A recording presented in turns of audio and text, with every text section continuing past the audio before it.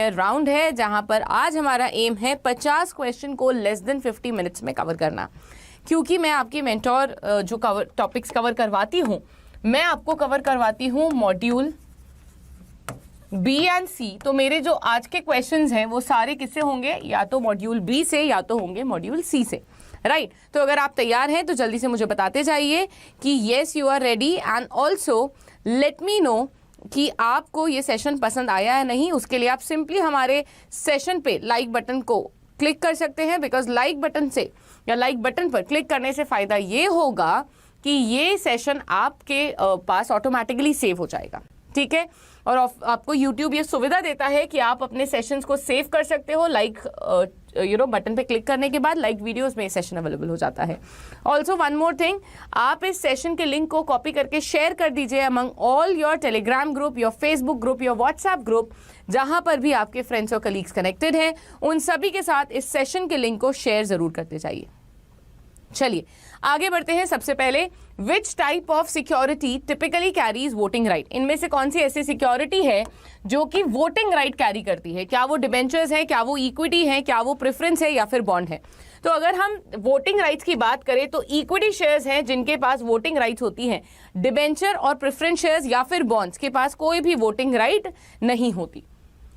Next one, equity shares have a or an unlimited life and voting rights and receive dividend.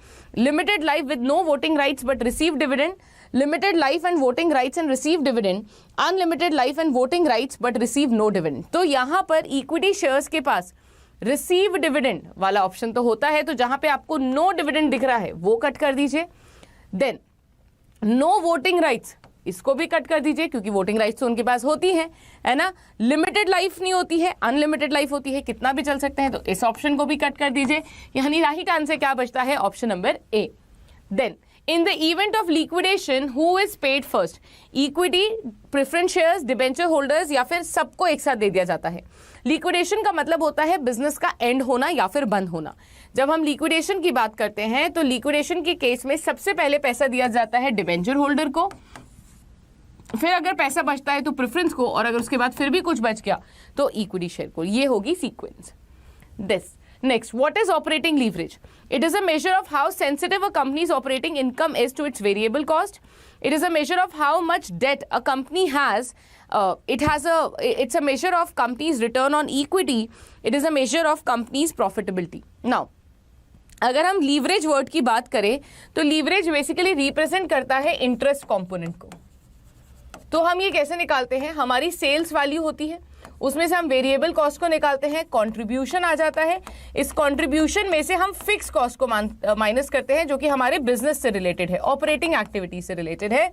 तो हमारा यहाँ पे जो amount आता है वो होता है EBIT।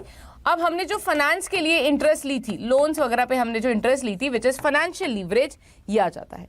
तो ऑपरेटिंग लीवरेज किस बारे में बात करता है?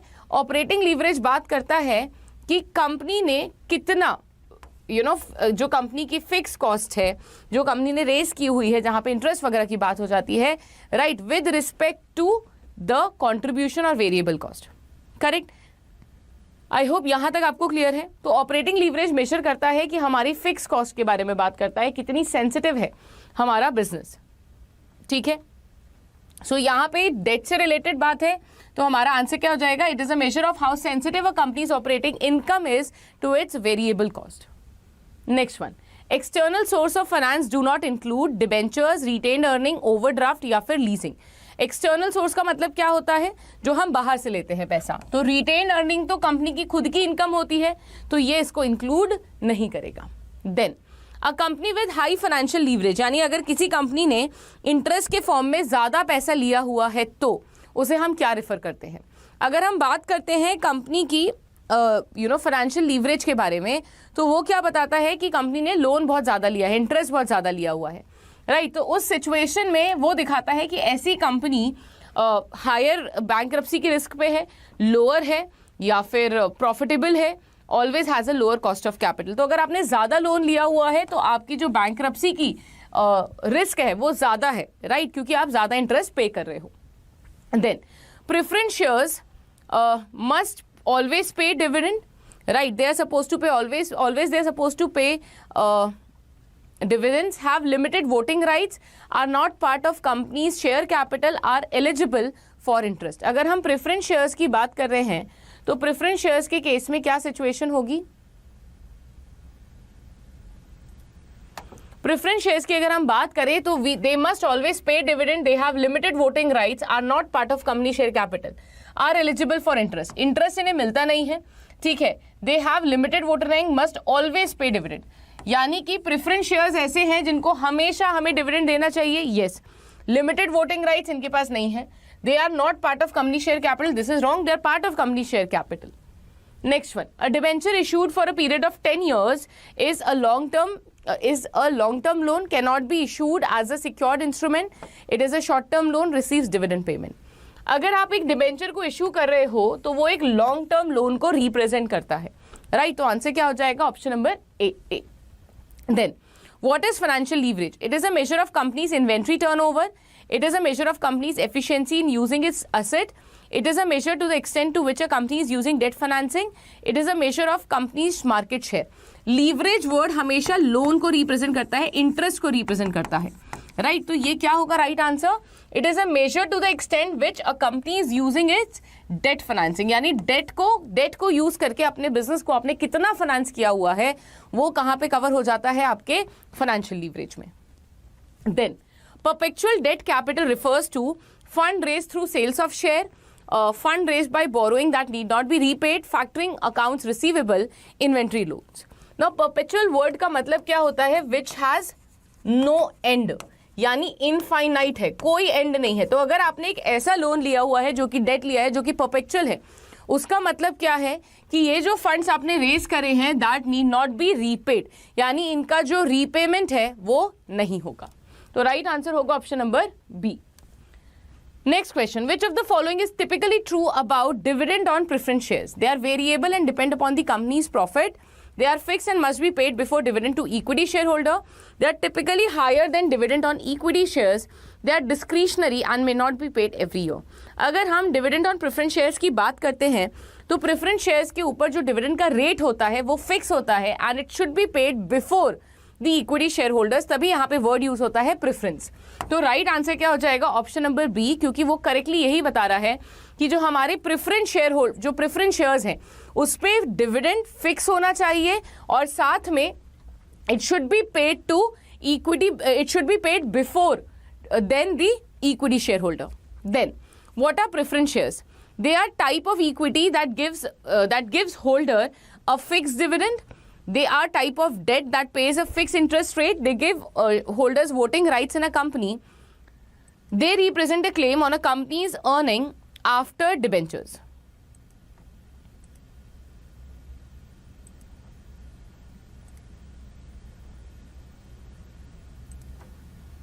क्या होगा right answer?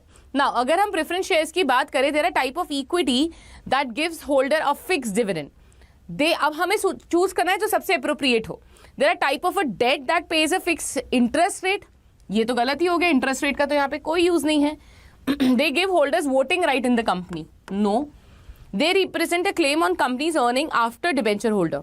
Right. So they are a type of equity. Now when they say they are a type of equity, वो गलत हो जाता है बिकॉज इक्विटी के पास वोटिंग राइट्स होती हैं बट और उनका जो आपका जो डिविडेंड है वो वेरिएबल होता है, बट उन्होंने बोला कि फिक्स डिविडेंड है.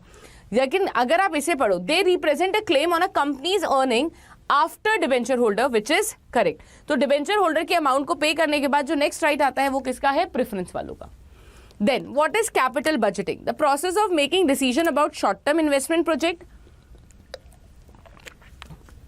या फिर long term investment project. The process of deciding how to distribute dividend, the process of deciding how to manage a company's debt. Now capital budgeting is a process जहाँ पर हम ये डिसाइड करते हैं कि जो पैसा हम किसी प्रोजेक्ट में इन्वेस्ट करने वाले हैं लॉन्ग टर्म के लिए वो हमें बेनिफिशियल रहेगा या फिर नहीं. तो राइट आंसर क्या होगा? This is the process of making decision about long term investment project. यहाँ पर हम ये डिसीजन करते हैं कि भाई अगर हम किसी प्रोजेक्ट में पैसा लगा रहे हैं तो वो हमारे लिए फायदेमंद रहेगा या फिर नहीं रहेगा. Then Which of the following is a commonly used capital budgeting technique? Current ratio analysis, quick ratio analysis, net present value analysis या फिर debt to equity ratio analysis. अगर आप कैपिटल बजटिंग टेक्निक के बारे में बात करें तो यहाँ पे जो फेमस 3 टेक्निक्स हैं वो है आपकी NPV, then profitability index, IRR, ये जो मॉडर्न एरा की है, और एमआईआरआर. ठीक है, अगर आप ट्रेडिशनल टाइम में चले जाएं तो पे बैक पीरियड मेथड, ठीक है, then average rate of return method और अकाउंटिंग रेट ऑफ रिटर्न. ये 5 फेमस मेथड्स हैं जो कैपिटल बजटिंग में यूज किए जाते हैं. अब इसके अंदर डिस्काउंटेड पे बैक भी आ जाता है, राइट. तो यहां पे राइट आंसर क्या होगा? नेट प्रेजेंट वैल्यू एनालिसिस, जो कि हमें ये बताता है कि हमें किसी प्रोजेक्ट में इन्वेस्ट करना चाहिए या फिर नहीं. Next, a positive NPV for a project suggest the project is expected to result in a financial loss. The project is expected to generate less cash flow than its initial cost. The project is expected to generate more cash flow than its initial cost. The project is expected to have no impact on the company's cash flow. अगर हम NPV की बात करें तो NPV का मतलब क्या होता है कि आपने जो भी पैसा लगाया है, राइट, कैश आउटफ्लो जो आपका जा रहा है बिजनेस से, माइनस प्रेजेंट वैल्यू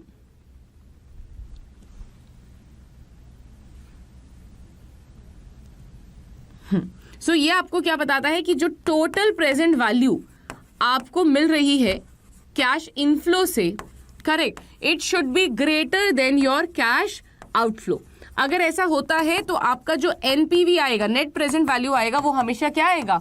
पॉजिटिव आएगा. ठीक है, और अगर पॉजिटिव आ रहा है दैट मीन्स कि आउटफ्लो कम है, इनफ्लो ज्यादा. We should accept such projects. तो यहां पे राइट आंसर क्या हो जाएगा?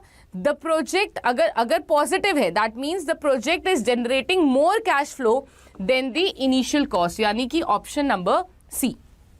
Next one, what does the internal rate of return indicate in capital budgeting?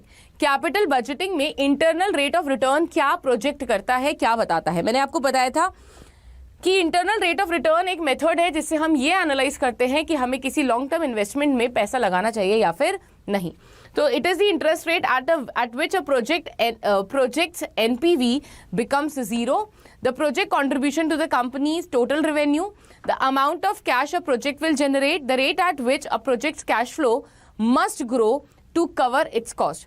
Now अगर हम IRR की बात करें तो ये एक ऐसा मेथड है जो कि बोलता है कि हमारा total present value of cash inflow should be equal to cash outflow. इसका मतलब एनपीवी क्या हो गई? 0. दोनों को अगर इक्वल है माइनस करोगे आप तो क्या आ जाएगा? 0. तो दिस इज आईआरआर. क्या है? वो रेट ऑफ इंटरेस्ट है जिसमें हमारी net present value should become 0.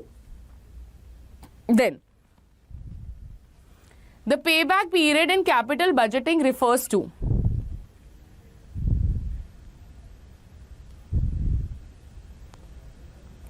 क्या मतलब होता है पे बैक का?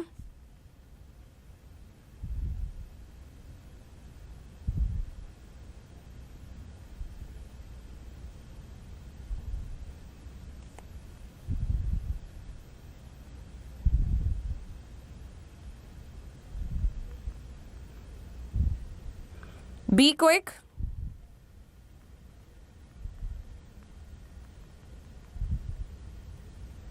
Now, the time it takes for a project to generate cash flow equal to its initial cost, the time it takes for a project to generate positive NPV, the time it takes for a project to double its initial investment, the time it takes for a project to generate a positive internal rate of return. So payback period किससे related है? ये वो time period है जिसमें हमारा inflow and outflow हमारी cost को, मतलब बेसिकली हमारी कॉस्ट कवर हो जानी चाहिए इनफ्लो से. So the time it takes for a project to generate cash flow equal to its initial cost. Correct. तो राइट आंसर क्या होगा? Option number A. Next one, the capital budgeting. In capital budgeting, what does a profitability index signify? Number 1, the ratio of a project's profit to its initial cost, the ratio of a project's NPV to its initial cost, the ratio of a project's internal rate of return to its initial cost, the ratio of a project's payback period to its initial cost. Now, अगर हम capital budgeting की बात करते हैं तो profitability index क्या बताता है, ये इसका फॉर्मूला क्या होता है, प्रॉफिटेबिलिटी इंडेक्स का फॉर्मूला होता है जो भी प्रेजेंट वैल्यू है कैश इनफ्लो की divided by the outflow, right, it should B divided by the cash outflow, ठीक है। तो राइट आंसर क्या हो जाएगा,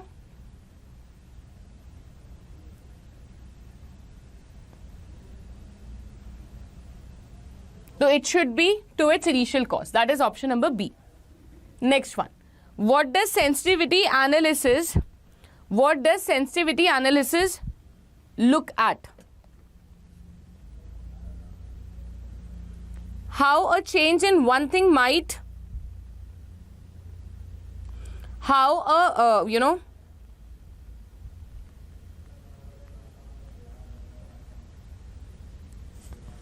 how a change in one thing might affect another thing, how the weather might change tomorrow, how to calculate the profit of a company, how to predict future stock prices.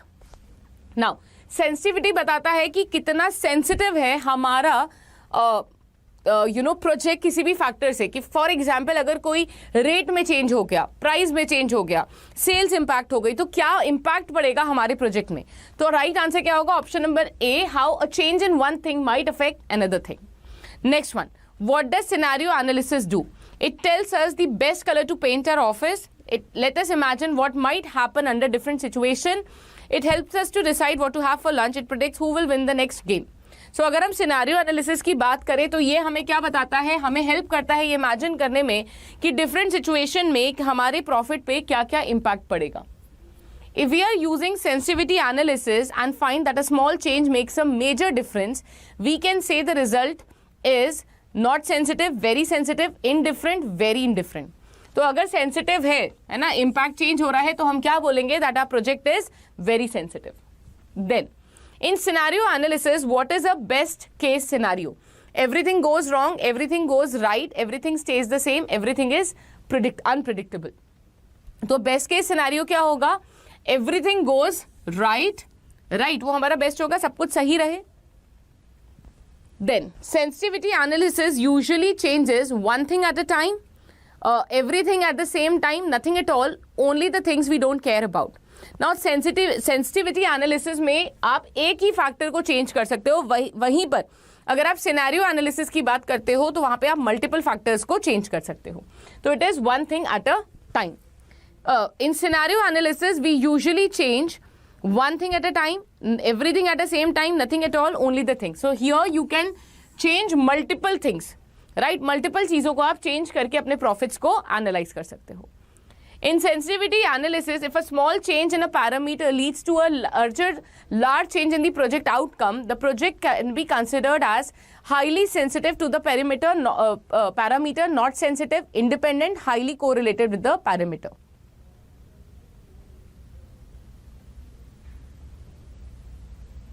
तो हम इसे क्या बोलेंगे, it is highly sensitive to that parameter, right, कि अगर हम उस parameter को चेंज कर रहे हैं तो it is impacting our profit. Next one, what is corporate valuation? Deciding the price of a product, figuring out how much our company is worth, calculating the salary of employees, या फिर estimating the cost of a marketing campaign. So it is related with what, figuring out how much a company is worth.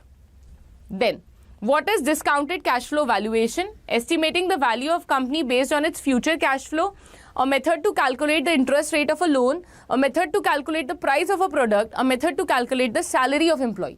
अगर आप discounted cash flow valuation की बात करते हो तो ये किससे रिलेटेड है? इट इज अ मेथड जहां पे आप अपनी कंपनी की वैल्यू को निकालते हो, अपनी कॉर्पोरेट को वैल्यू करते हो by using discounted cash flow technique, जहां पर उससे जनरेट होने वाला फ्यूचर रिटर्न को आप डिस्काउंट करते हो, प्रेजेंट वैल्यू में लाते हो और उसके बेसिस पे उसकी वैल्यूएशन को डिटरमाइन करते हो। Next one, what is a merger?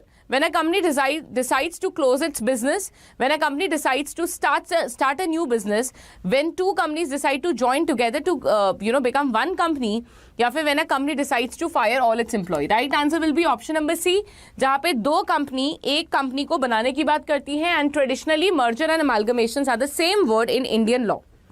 Then what is demerger?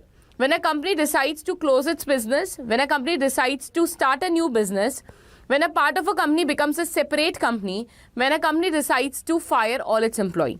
तो मर्जर का मतलब क्या होता है? जुड़ना, तो स्प्लिट करना क्या होगा? That will be demerger. That means यहाँ पर एक कंपनी अपनी दूसरी कंपनीज को सेपरेट करना शुरू कर देती है. What is an acquisition? When a company decides to close its business, when one company is buy another company, when a company decides to start a new business or fire all its employee. So acquisition का मतलब क्या होता है? खरीदना, purchase करना, to buy something. तो यहाँ पे when a company decides to start a new business, when a company decides to buy another company is related to the word acquisition. तो right answer क्या होगा आपका? Option number. A method to reduce the price of a product, a method to calculate the present value of future cash flow, or method to calculate the salary of employee. Discounting का मतलब क्या होता है? ये एक method है जहां पे हम हमारे फ्यूचर कैश फ्लो की प्रेजेंट वैल्यू को निकालते हैं कि आज उनकी क्या वर्थ होगी. Then in a merger what happens to the company involved?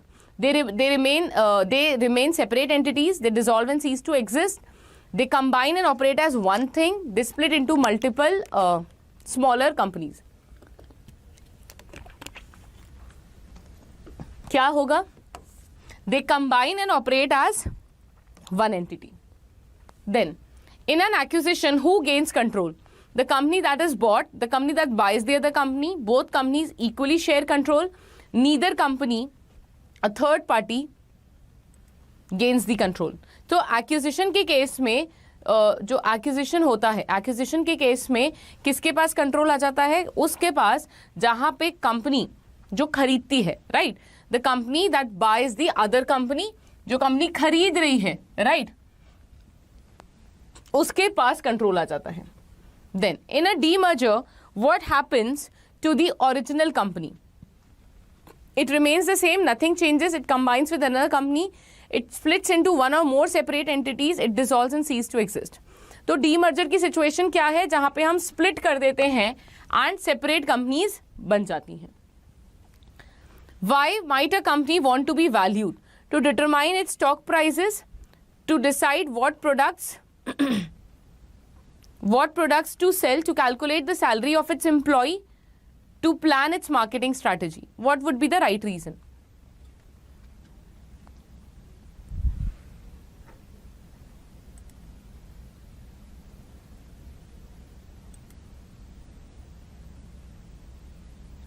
Now, why might a company want to be valued? Why? Because they want to know or determine कि उनके स्टॉक का प्राइस क्या है. हर कोई चाहता है कि वो अपने स्टॉक के प्राइस को निकाले. What does the cash flow in discounted cash flow refer to? The flow of water in a river, the movement of people, the money a company expects to make in future. क्या refer करता है? ये वो पैसा है कि जो कि फ्यूचर में कंपनी बनाने वाली है. Then, who usually initiates a merger? The employee, the customer, the manager or the owner of the company, the government. So, merger के केस में कौन इनिशिएट करता है? जो कि मैनेजर हो या फिर ओनर हो, वो इनिशिएट करते हैं. इनिशिएट करना मतलब स्टार्ट करना. Who benefits from an acquisition? Only the company that is bought, only the company that does the buying, both the companies if the acquisition is successful, neither companies. Why? Because यहाँ तो दोनों companies को फायदा है. जो खरीदी गई वो भी, बिकॉज सिनर्जी क्रिएट होती है और सिनर्जी से एक और एक दो हो जाता है, right? So that is option number C. Then what is a common reason for a demerger? यानी रीजन क्या होगा डीमर्जर का? To make a company bigger, to help the parts of the company operate more efficiently separately, to reduce the number of products that company sell, to move the company headquarters to a new city. So basically जब company काफ़ी बड़ी हो जाती है और अपने operations को efficiently नहीं कैरी कर पाती, तो वहाँ पे वो डीमर्ज होने की बात सोचती है, जहाँ पे वो अपने कंपनी के ऑपरेशंस को एक अलग कंपनी बना देती है, राइट? या फिर अपने प्रोडक्ट के बेसिस पे एक नई कंपनी बना देती है, स्प्लिट कर देती है, जिससे एफिशिएंटली रन कर पाए. Then what is cost volume profit analysis? CVP, a method for understanding the relationship between the cost, business volume and profitability, a method for calculating the price of product. It is a method for predicting the weather or deciding to whom to hire. Now CVP, as the name says, cost volume profit, ये analyze करता है, relation establish करता है between the cost of the product, the volume to be produced, and the profit that you are going to get out of that product. What is activity-based costing? A method for assigning cost to the products or services based on the activities they require. It is a method for predicting the stock market. A method for deciding what products to sell.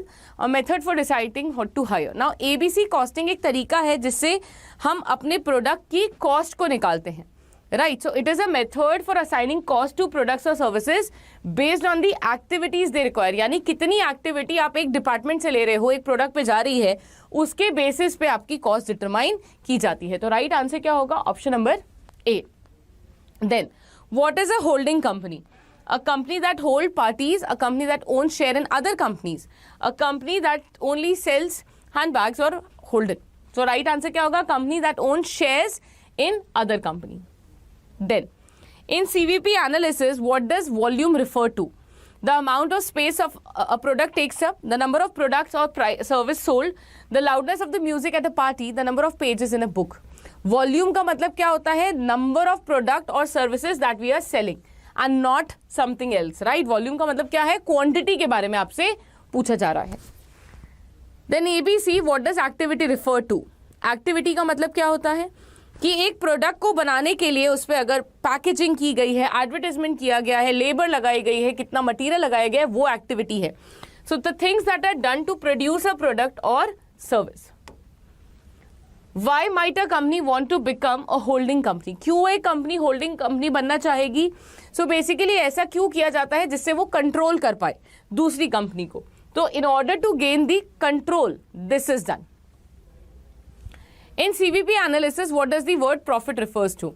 Profit का मतलब क्या होता है? The final benefit the company gets, the return the company gets on the entire investment that they have done, subtracting all the cost, whether it is fixed, whether it is variable, उन सबको minus करने के बाद जो amount बचता है that is profit. So it is the money a company earns after deducting the cost which could be fixed cost या फिर variable cost. In ABC what does the word costing refer to? Costing का मतलब है ये देखना कि कितना cost बन रहा है फाइनली एक प्रोडक्ट को बनाने में, चाहे वो वेरिएबल कॉस्ट हो, चाहे वो ऑपरेटिंग कॉस्ट हो, चाहे वो आपका इंटरेस्ट हो. उन सबको करने के बाद आपके प्रोडक्ट का क्या प्राइस बनेगा, that is done through ABC. Who would use CVP analysis? तो सीवीपी एनालिसिस की अगर हम बात करें, what it is related to? Cost volume. तो ये कहाँ पे होगा? जहाँ पे आप बिजनेस की बात कर रहे होगे. अगर ये पर्सन बनाना चाहते हैं, ये जानना चाहते हैं बेकर कि इन्हें कितनी लोव्स बनाने पे फायदा होगा, right, so that could be analyse through cost volume profit analysis. Who would use ABC? ABC जहाँ पे मैन्युफैक्चरिंग बिजनेस हो, right, there it will be used. What is sensitivity analysis? A technique used to predict a projects performance under different scenario, a technique used to determine how different values of an independent variable will impact a particular dependent variable, a technique used to calculate the standard deviation of a project's expected return, a technique used to calculate the correlation between two variables.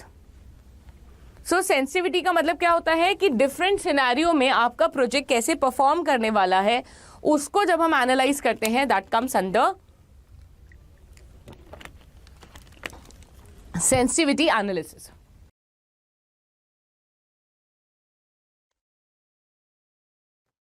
Hello everyone, welcome to officer Adda 24/7. I hope आप सब बहुत अच्छे होंगे. This is class number 6, या actually 5 लिखा हुआ है, but this is class number 6 of ABFM, जहां पर हम डिस्कस करने वाले हैं इंपॉर्टेंट क्वेश्चंस. ऑफिसर अड्डा पे नए हैं, पहली बार विजिट कर रहे हैं, do not forget to subscribe our channel, press the bell icon so that you stay ahead of all the recent update. आज हम करने वाले हैं इंपॉर्टेंट क्वेश्चंस. चलिए स्टार्ट करते हैं. पहला question, which of the following best describes the specification of section 71 subsection 2 of companies act 2013 regarding debentures? Allowance for call option in the issuance term, establishment of interest rate for zero coupon bond, restrictions on voting rights of debenture holder, या फिर approval for the issuance of indefinite maturity bonds. Now when you talk about section 71, right, ये किसके बारे में बात करता है? ये बात करता है about your debentures, और specifically 71 की अगर हम बात करें, ठीक है, स्पेसिफिकली अगर हम 71 की बात करें तो यहाँ पे सेक्शन 71 जो है वो रिस्ट्रिक्शंस लगाता है ऑन वोटिंग राइट्स। ठीक है, वोटिंग राइट्स पे रिस्ट्रिक्शन लगा देता है डिबेंचर होल्डर की, बोलता है कि भाई there are the debenture holders they don't have any voting right. Equity वालों के पास है सिर्फ और सिर्फ वोटिंग राइट्स, ना प्रेफरेंस के पास है ना डेट वालों के पास है।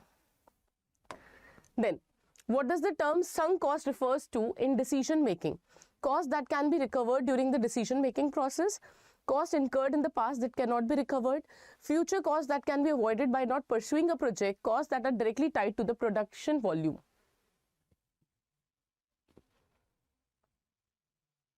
Now sunk cost का basically मतलब क्या होता है, ऐसी cost जो कि डूब गई, right?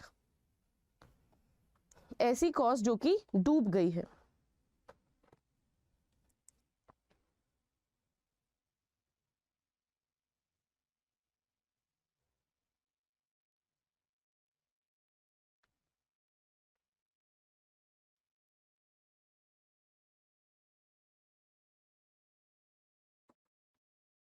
तो संक कॉस्ट के बारे में बात करें, संक यानी डूबा हुआ, that sunk cost that can be recovered, it can not be. Future cost that can be avoided by not pursuing a project, cost that are directly tied to the production volume.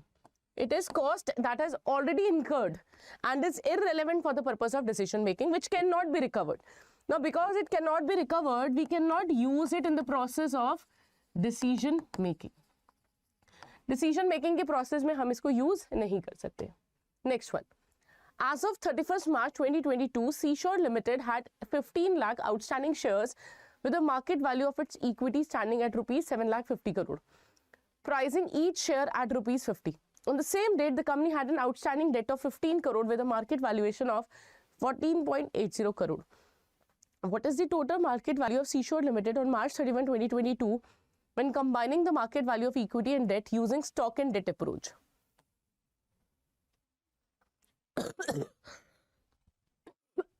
Sorry, using stock and debt approach आपको निकालनी है total value. तो अब देखो, हमें यहाँ पे दिया हुआ वैल्यूएशन करनी है इक्विटी का जो स्टैंडिंग एट रुपीज 750 करोड़, तो आपको बोला है कि 15 लाख आउटस्टैंडिंग शेयर है, मार्केट वैल्यू 7.5 करोड़ है, तो ये 7.5 करोड़ आ गया। ठीक है, उसके बाद बोला है जो डेट है उसकी मार्केट वैल्यूएशन है 14.80 करोड़, करेक्ट। तो ये हो गया आपका 22.30 crore. Stock and debt approach में हम लोग क्या करते हैं, हम लोग मार्केट वैल्यू लेते हैं हमारी इक्विटी की यानी शेयर्स की और डेट की। ठीक है, that simple it is. Next one, company SW Limited purchased completely knocked down packs of 2-wheeler and 3-wheelers and assembles them to sell in the market. The material and labor cost of each pack till it reaches the assembly line is 50 and 80 respectively. Total cost incurred by assembly line during the year is 20 lakh, utilizing 20,000 labor hours. Assembly of 2-wheeler takes on an average 20 labor hours, while the assembly of a 3-wheeler takes 30 labor hours. Find the cost of each 2-wheeler and 3-wheeler using the ABC costing method.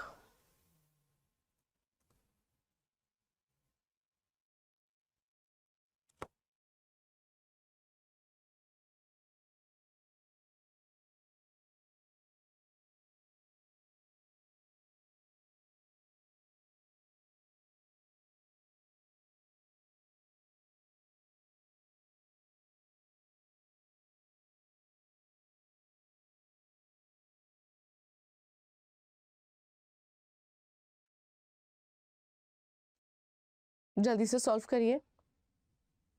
Now see, cost of material and labour तो हमें पता है, ठीक है, cost of material and labour हमें दी हुई है 50 and 80, correct. Two-wheeler के लिए कितनी है 50, 3-व्हीलर के लिए कितनी है 80। अब हमें क्या निकालना है, total cost incurred by assembly line during the year is 20 lakh, ठीक है, जिसमें से 20,000 लेबर आर यूटिलाइज हुए।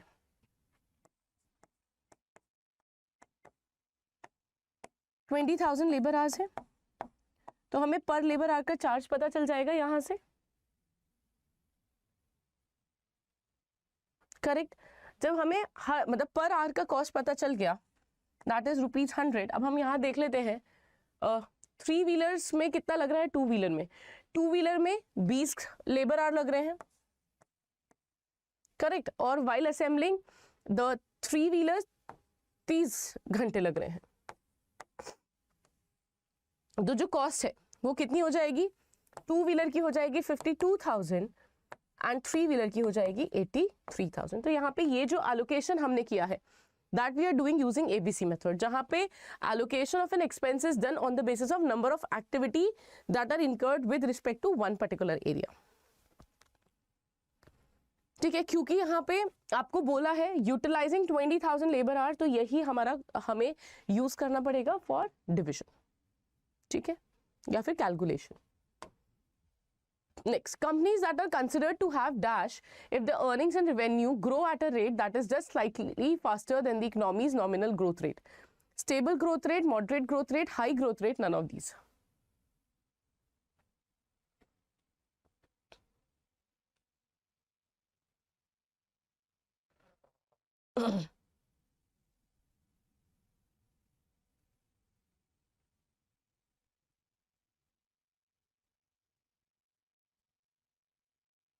क्या होगा राइट आंसर? नाउ अगर हमारी कंपनी का जो growth, so this is economy growth rate and company growth rate, ठीक है। तो अगर इकोनॉमी का ग्रोथ रेट और कंपनी का ग्रोथ रेट का हम रिलेशन बताएं, अगर कंपनी का ग्रोथ रेट कम है, ठीक है, या फिर बराबर है इकोनॉमी के ग्रोथ रेट से, देन इट इज स्टेबल।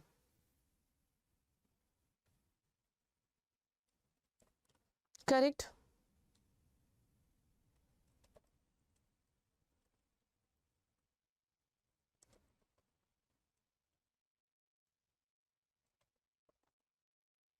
अगर इकोनॉमी का ग्रोथ रेट स्लाइटली ज्यादा है, कंपनी का ग्रोथ रेट इकोनॉमी के ग्रोथ रेट से स्लाइटली तेजी से ग्रो कर रही है, जिस रेट से हमारी इकोनॉमी ग्रो कर रही है उससे थोड़ा सा तेज हमारी कंपनी अगर ग्रो कर रही है, then that is moderate.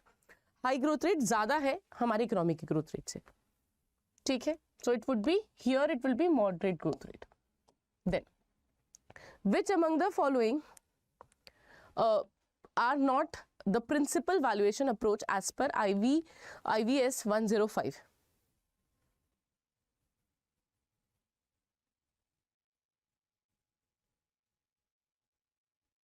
As per IVS 105, which among the following is not a principal valuation approach? So market approach, asset based approach, enterprise value approach, all of these.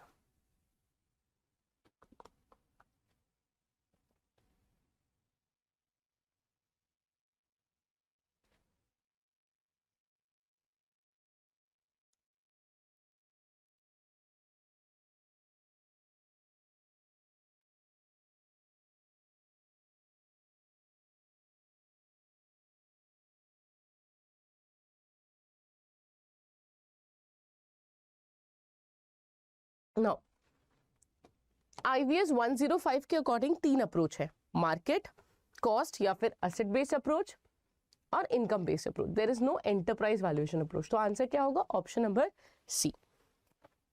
Market approach में हम valuation करते वक्त क्या करते हैं, जो हमारे similar organisations है, राइट, या फिर हमारे जो मैच करता है एसेट से, हम उसको नियर बाय आइटम्स को ढूंढते हैं मार्केट में, जो भी मे बी रिसेंटली सेल किए गए हैं, जिनको वैल्यू किया गया है, हम उससे फिर मैच करके अपनी वैल्यू निकालते हैं। एसेट बेस्ड या फिर कॉस्ट बेस्ड अप्रोच में हम लोग एसेट की वैल्यूएशन की बात करते हैं। इनकम बेस्ड अप्रोच में हम लोग फ्यूचर इनकम जो आ रही है उसके बेसिस पे ऑर्गेनाइजेशन की वैल्यूएशन करते हैं। जो एंटरप्राइज वैल्यू अप्रोच नहीं है। Enterprise value is basically a method, जैसे बुक वैल्यू होता है, मार्केट वैल्यू होता है, ऐसे एंटरप्राइज वैल्यू होता है, ठीक है। Then XYZ limited is expected to pay a dividend of ₹3 पर शेयर 1 year फ्रॉम नाउ, यानी D1 कितना है? 3 रुपए है। The dividend payments are expected to remain constant at ₹3 पर share. So if an investor need 12% rate of return on his investment, what price of the share will be fair? यानी इस question में आपको बोला है कि ग्रोथ रेट नहीं है, कांस्टेंट ही है, ग्रोथ रेट 0 है, ठीक है। एंड आर कितना दिया हुआ है?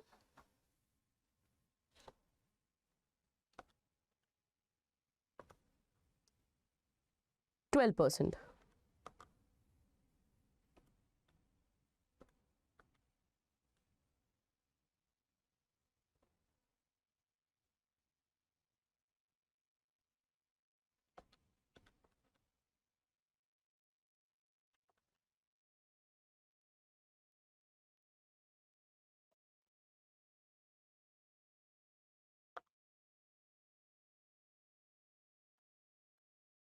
ना ग्रोथ रेट 0 है, फॉर्मूला क्या होगा, इंट्रिंसिक वैल्यू निकालने का D1 divided by R minus D. D1 कितना हमें दिया है 3, there is 0 growth, so 0.12 minus 0 will be 3 divided by 0.12. 3 divided by 0.12 will give you 25 rupees. तो इंट्रिंसिक वैल्यू या फिर प्रेजेंट वैल्यू कितनी है, 25 रुपए. ठीक है, नेक्स्ट वन. नेक्स्ट क्वेश्चन पे आते हैं. What kind of mergers takes place when two companies whose line of business are completely unrelated to one another and have nothing in common but decide to join forces?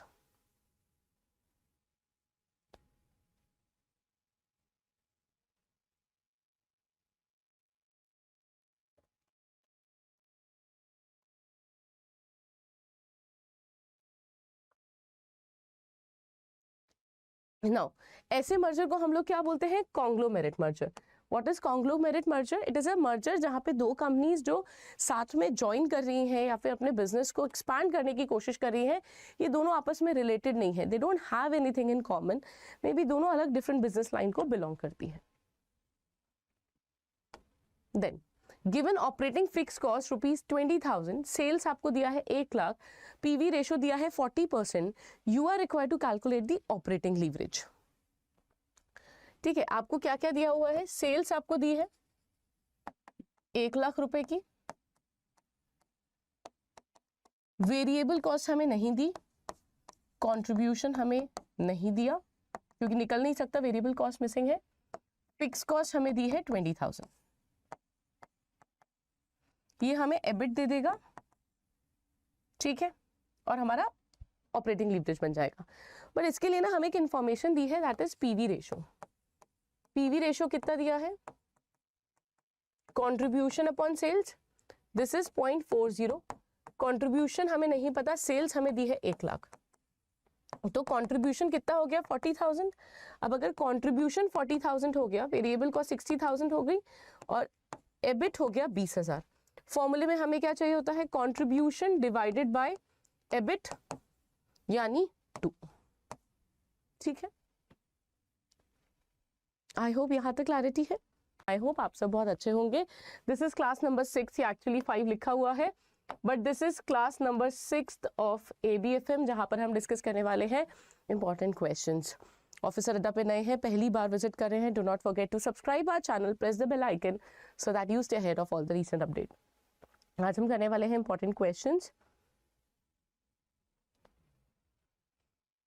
चलिए start करते हैं. पहला question, which of the following best describes the specification of section 71 subsection 2 of Companies Act 2013 regarding debentures?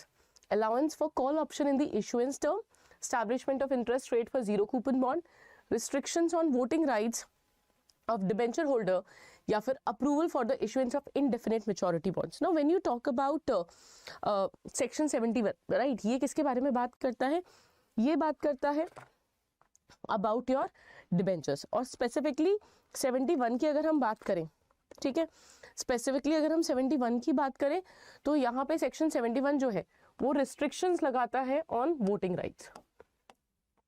ठीक है, voting rights पे restriction लगा देता है डिबेंचर होल्डर की, बोलता है कि भाई there are the debenture holders, they don't have any voting right. Equity वालों के पास है सिर्फ और सिर्फ वोटिंग राइट्स, ना प्रेफरेंस के पास है ना डेट वालों के पास है. Then, what does the term sunk cost refers to in decision making?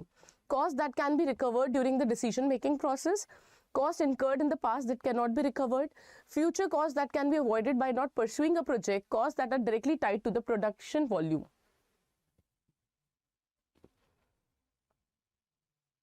Now, sunk cost का basically मतलब क्या होता है, ऐसी cost जो कि डूब गई, right? ऐसी कॉस्ट जो कि डूब गई है।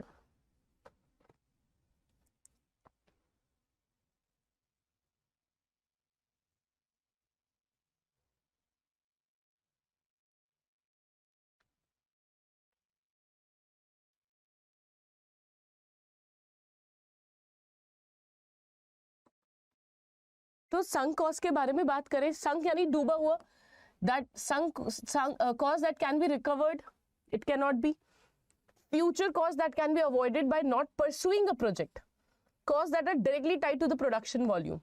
It is cost that has already incurred and is irrelevant for the purpose of decision making, which cannot be recovered.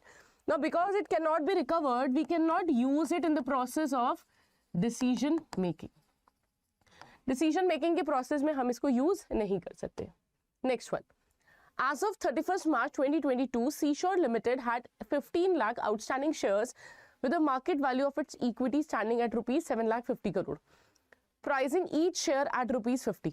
On the same date, the company had an outstanding debt of 15 crore with a market valuation of 14.80 crore.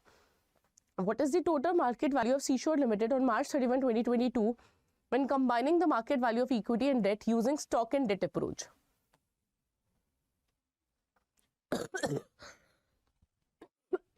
Sorry, using stock and debt approach आपको निकालनी है total value. तो अब देखो, हमें यहाँ पे दिया हुआ वैल्यूएशन करनी है इक्विटी का जो स्टैंडिंग एट ₹750 करोड़, तो आपको बोला है कि 15 लाख आउटस्टैंडिंग शेयर है, मार्केट वैल्यू 7.5 करोड़ है, तो ये 7.5 करोड़ आ गया। ठीक है, उसके बाद बोला है जो डेट है उसकी मार्केट वैल्यूएशन है 14.80 करोड़, करेक्ट। तो ये हो गया आपका 22.30 crore. Stock and debt approach में हम लोग क्या करते हैं, हम लोग मार्केट वैल्यू लेते हैं हमारी इक्विटी की यानी शेयर्स की और डेट की। ठीक है, that simple it is. Next one, Company SW Limited purchased completely knocked down packs of 2-wheeler and 3-wheelers and assembles them to sell in the market. The material and labor cost of each pack till it reaches the assembly line is 50 and 80 respectively. Total cost incurred by assembly line during the year is 20 lakh, utilizing 20,000 labor hours. Assembly of 2-wheeler takes on an average 20 labor hours, while the assembly of a 3-wheeler takes 30 labor hours. Find the cost of each 2-wheeler and 3-wheeler using the ABC costing method.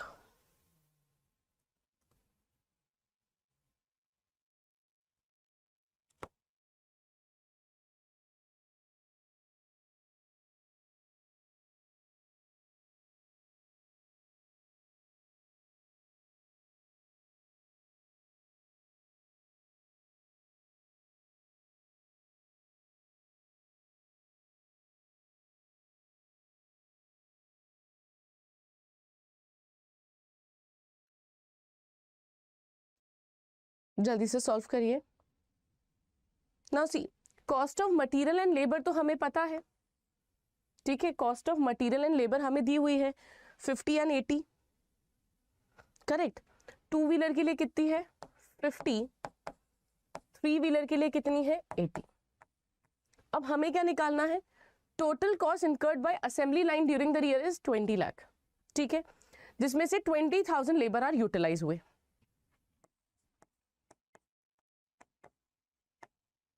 20,000 labour hours है, तो हमें पर labour our का charge पता चल जाएगा यहां से, करेक्ट। जब हमें मतलब पर आवर का कॉस्ट पता चल गया, दैट इज ₹100। अब हम यहां देख लेते हैं 3-व्हीलर्स में कितना लग रहा है, 2-व्हीलर में, 2-व्हीलर में 20 लेबर आवर लग रहे हैं, करेक्ट, और वाइल असेंबलिंग द 3-व्हीलर्स 30 घंटे लग रहे हैं। तो जो कॉस्ट है वो कितनी हो जाएगी, 2-व्हीलर की हो जाएगी 52,000 एंड 3-व्हीलर की हो जाएगी 83,000। तो यहाँ पे ये जो एलोकेशन हमने किया है that we are doing using ABC method, जहाँ पे allocation of an expense is done on the basis of number of activity that are incurred with respect to one particular area. ठीक है, क्योंकि यहाँ पे आपको बोला है यूटिलाइजिंग 20,000 लेबर आवर, तो यही हमारा हमें यूज करना पड़ेगा फॉर डिविजन, ठीक है, या फिर calculation. Next, companies that are considered to have dash if the earnings and revenue grow at a rate that is just slightly faster than the economy's nominal growth rate. Stable growth rate, moderate growth rate, high growth rate, none of these.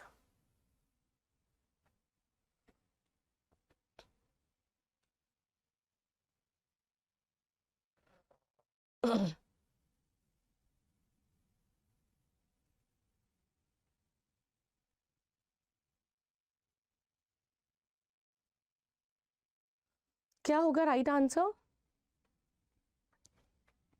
Now अगर हमारी company का जो growth, so this is economy growth rate and company growth rate, ठीक है।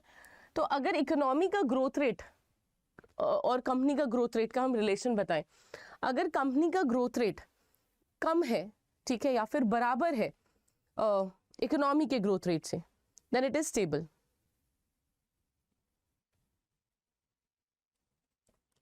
Correct.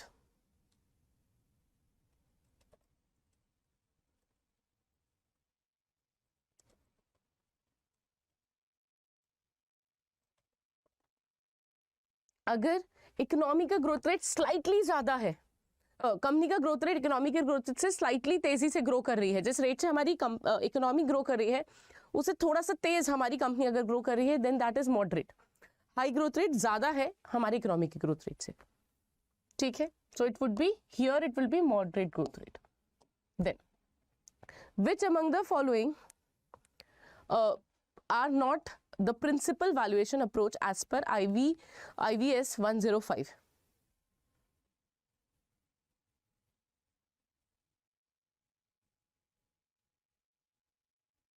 As per IVS 105, which among the following is not a principal valuation approach? So market approach, asset based approach, enterprise value approach, all of these.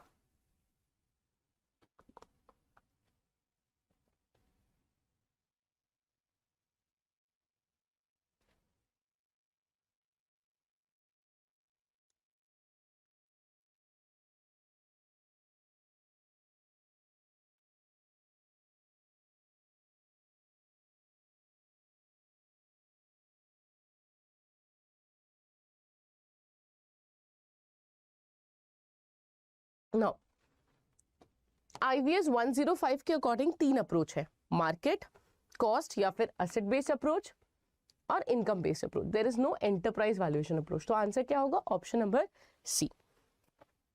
Market approach में हम valuation करते वक्त क्या करते हैं, जो हमारे सिमिलर ऑर्गेनाइजेशंस है, राइट, या फिर हमारे जो मैच करता है एसेट से, हम उसको नियर बाय आइटम्स को ढूंढते हैं मार्केट में जो भी मे बी रिसेंटली सेल किए गए हैं, जिनको वैल्यू किया गया है, हम उससे फिर मैच करके अपनी वैल्यू निकालते हैं।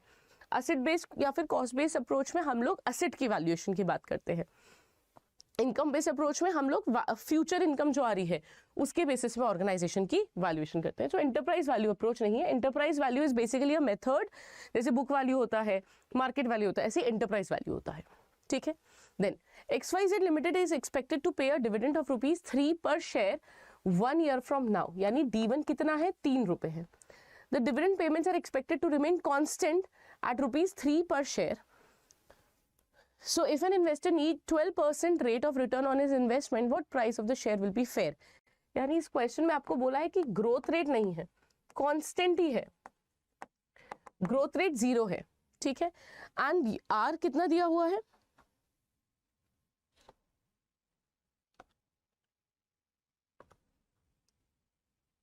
12%।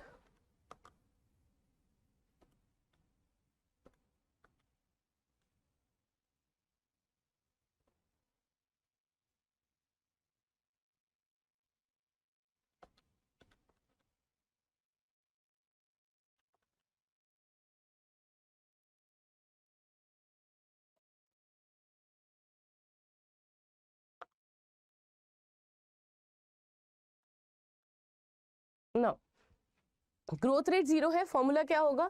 इंट्रिंसिक वैल्यू निकालने का D1 divided by R minus D। D1 कितना हमें दिया है? 3। There is 0 growth, so 0.12 minus 0 will be 3 divided by 0.12। 3 divided by 0.12 will give you 25 rupees. तो इंट्रिंसिक वैल्यू या फिर प्रेजेंट वैल्यू कितनी है? 25 रुपए। ठीक है, नेक्स्ट वन। नेक्स्ट क्वेश्चन पे आते हैं। What kind of merger takes place when two companies whose line of business are completely unrelated to one another and have nothing in common but decide to join forces?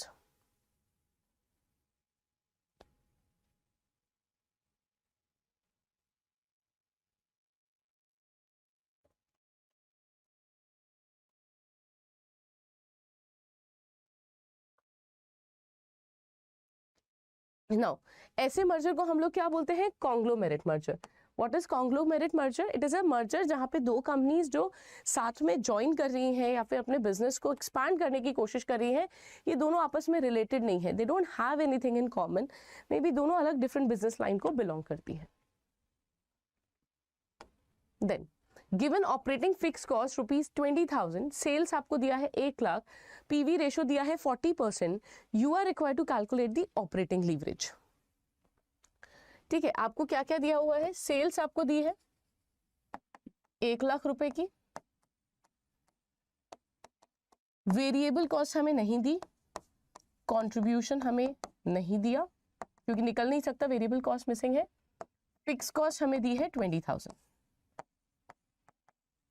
ये हमें EBIT दे देगा। ठीक है, और हमारा ऑपरेटिंग लीवरेज बन जाएगा। But इसके लिए ना हमें एक इंफॉर्मेशन दी है, that is PV ratio. PV ratio कितना दिया है? Contribution upon sales, this is 0.40।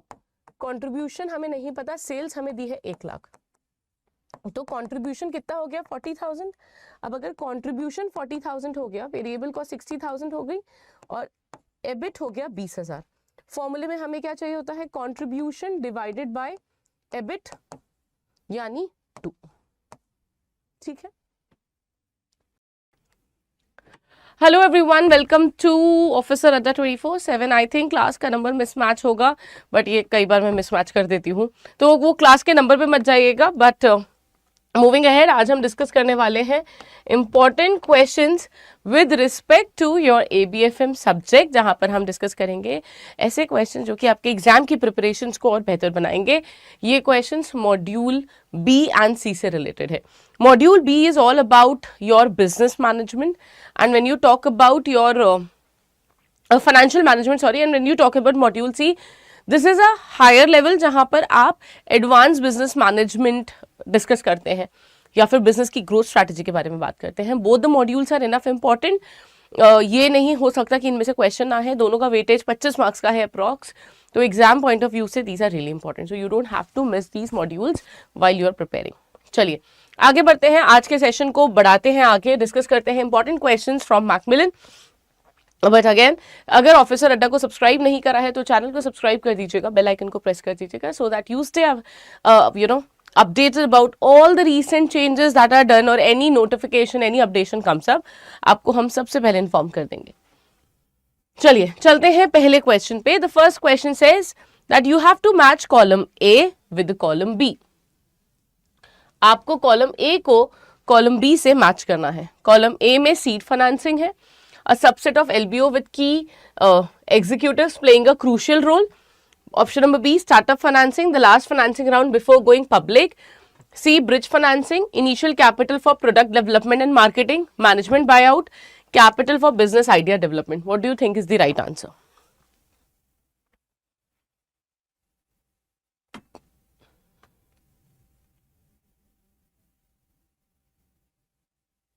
Now, management buyout का मतलब क्या होता है? It is the part of leverage buyout. Leverage buyout क्या होता है? जहां पर एक ऑर्गेनाइजेशन दूसरी ऑर्गेनाइजेशन को खरीदती है 100% या मेजॉरिटी पार्ट लोन पे लेके। ठीक है, अब इसमें मैनेजमेंट बायआउट भी हो सकता है जहां पे जो की एग्जीक्यूटिव है, जो लीडरशिप रोल पे लोग हैं, उनको एब्जॉर्व कर लिया जाता है, राइट। तो a subset of LBO, LBO का मतलब क्या है? Leverage buyout with key executive playing a crucial role. तो ये हो गया bridge financing.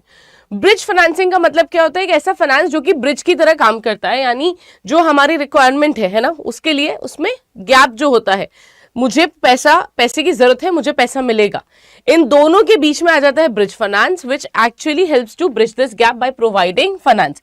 So this could be related to loan, it could be related to shares, हम आईपीओ वगैरह से भी रिलेटेड इसको कर सकते हैं. सो इनिशियल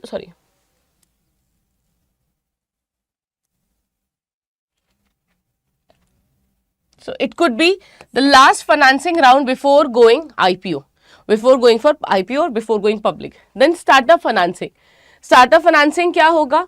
जहां पे हमें प्रोडक्ट को डेवलप करने के लिए, मार्केट करने के लिए पैसा चाहिए होता है, दैट इज स्टार्टअप फाइनेंसिंग.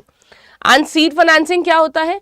जहां पे हमें सीड फाइनेंसिंग क्या होगा? जहां पर हमको अपने बिजनेस आइडिया को फंड करने के लिए पैसे चाहिए होते हैं. ठीक है, तो ये हमारा मैच हुआ. दैट मीन्स ए का ऑप्शन होगा 4th, बी का startup financing is 3, bridge financing is 2 and D is 1. ठीक है, next one. A company has an equity beta of 1.2, a risk-free rate of 4% and an equity risk premium of 6%.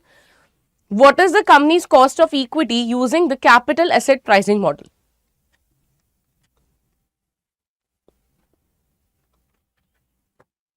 Company का beta क्या है? 1.2. RF कितना है? 4%. Risk premium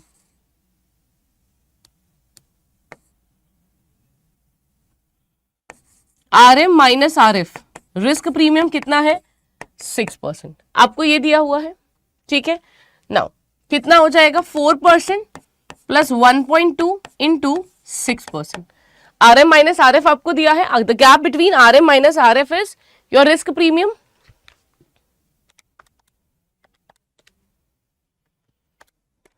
ये हो गया 11.2%. Option number C. Next one. VNS company, company's return on equity is 20%. ठीक है, रिटर्न ऑन इक्विटी कितना है? 20%. R is 15%. Company's dividend payout ratio is 0.3. Retention is 0.7. You are required to calculate PE multiple. Right? PE multiple निकालना है. Formula क्या है?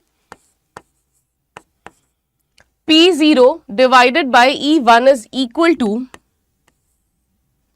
dividend और 1 minus B R minus ROE. This is what? Retention पे होगा ना. ग्रोथ किस पे होगी आपकी? रिटेंशन पे. रिटेंशन कितना है? 0.7. ठीक है, इंटू बी. ठीक है, तो आप इसे डी भी लिख सकते हो या फिर 1 माइनस बी भी लिख सकते हो. तो ये ऑलरेडी हमें दिया हुआ है. कितना है? 0.3 is dividend, 0.15 ROE is 0.20 into retention is 0.7.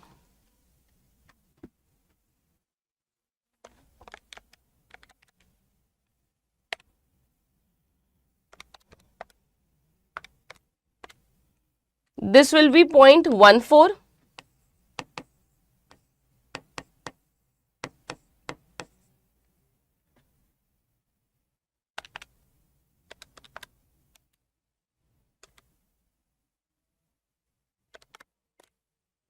The answer is coming as 30. Correct answer आ रहा है आपका 30. पी मल्टीपल हो गया आपका 30. तो यहां पे PE multiple, PB multiple, PS, all three are very important from exam point of view. Exam point of view से ये तीनों आपके लिए काफी काफी काफी इंपॉर्टेंट है. ठीक है, next question. Market capitalization is equal to 2000 crore, debt is equal to 1500 crore, cash and cash equivalent is 500 crore, EBITDA is 400 crore. You are required to calculate the enterprise value. आपको एंटरप्राइज की वैल्यू निकालनी है.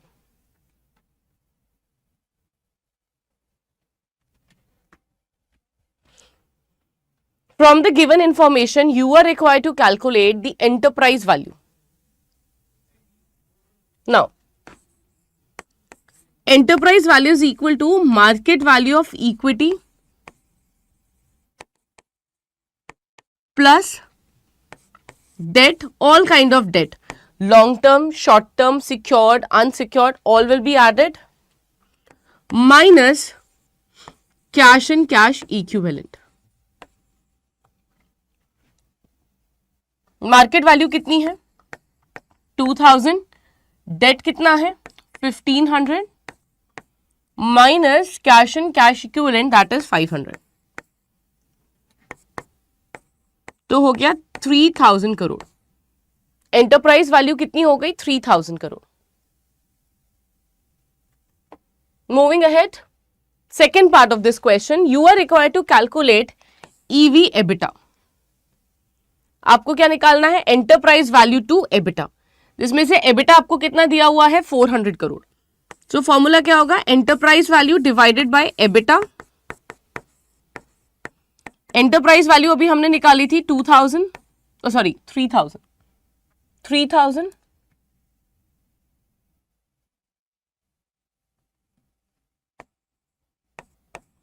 Divided by 400. See it is the same question. हमने यहां से enterprise value निकाल ली, ठीक है, और उसके बाद हम लोग को क्या करना है? एबिटा निकालना है. तो 3000 divided by 400, 7.5 times.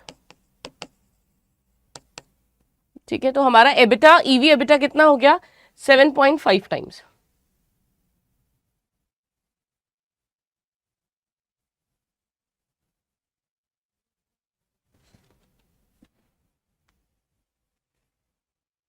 I hope this is clear. चलिए आगे, next one. The equity shares of ABC Private Limited presently generate a dividend payment of ₹1 every year. The growth rate as of right now is 30%. On the other hand, this will decrease in a linear fashion over the course of 10 years and then it will level off at 10%. What is the company's intrinsic worth per share if investors require a return of 15% on their investment using H model?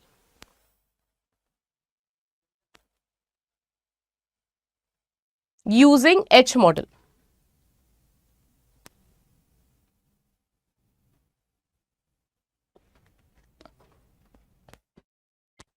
Now,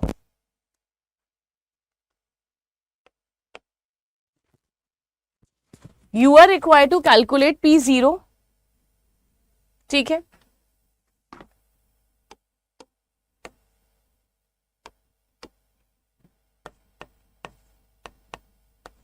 यहां पे हम dividend लेते हैं current year का, और normal growth लेंगे या abnormal growth? Always normal growth है. ठीक है, डिविडेंड के लिए normal growth rate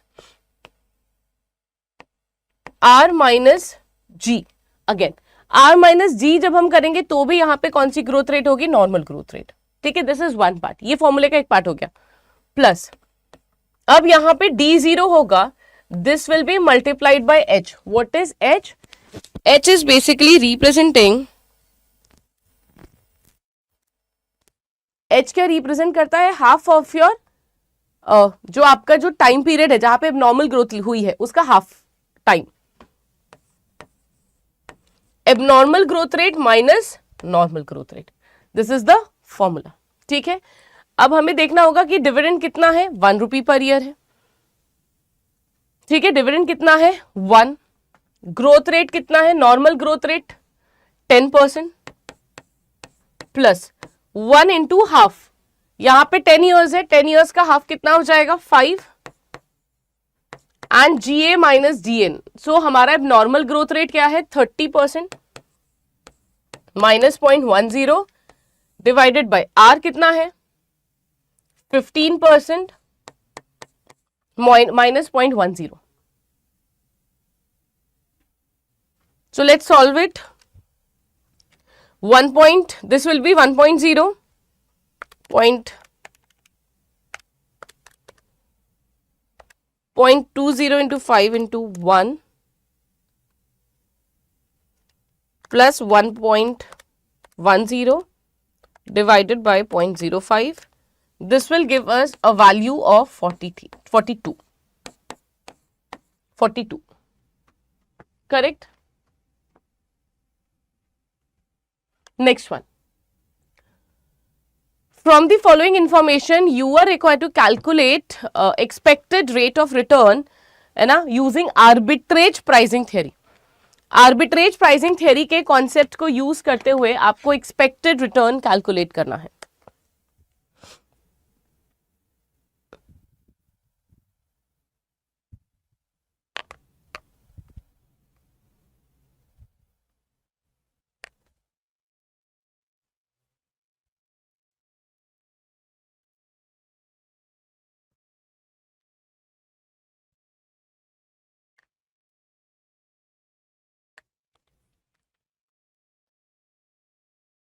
arbitrage pricing theory के फॉर्मूले को यूज करते हुए आपको एक्सपेक्टेड रिटर्न निकालना है. अब आर्बिट्रेज प्राइसिंग थ्योरी में क्या होता है, हर एक फैक्टर्स को कंसिडर करा जाता है ना, मैक्रो फैक्टर्स को भी कंसिडर किया जाता है. तो you see first it is given GDP, तो 0.6 into 4%,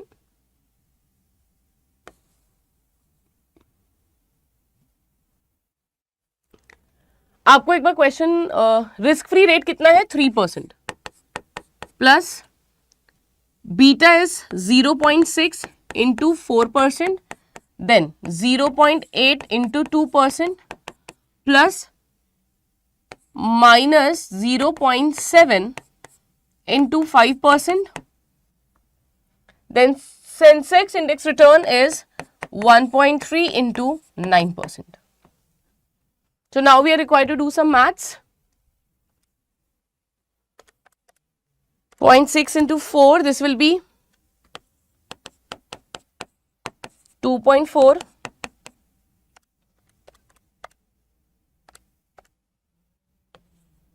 (0.16)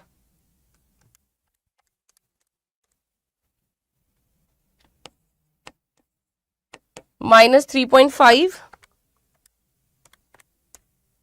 This will be 1.6.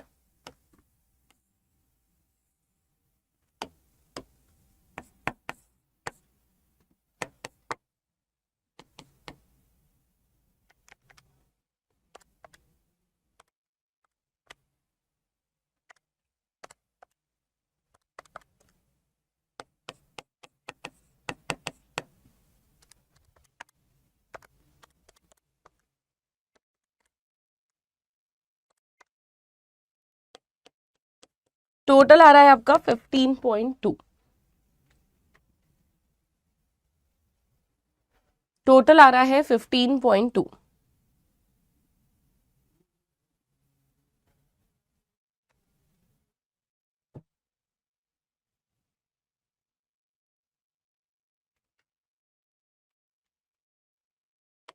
Next one, how does the use of sensitivity analysis helps in adjusting for risk and uncertainty in capital budgeting?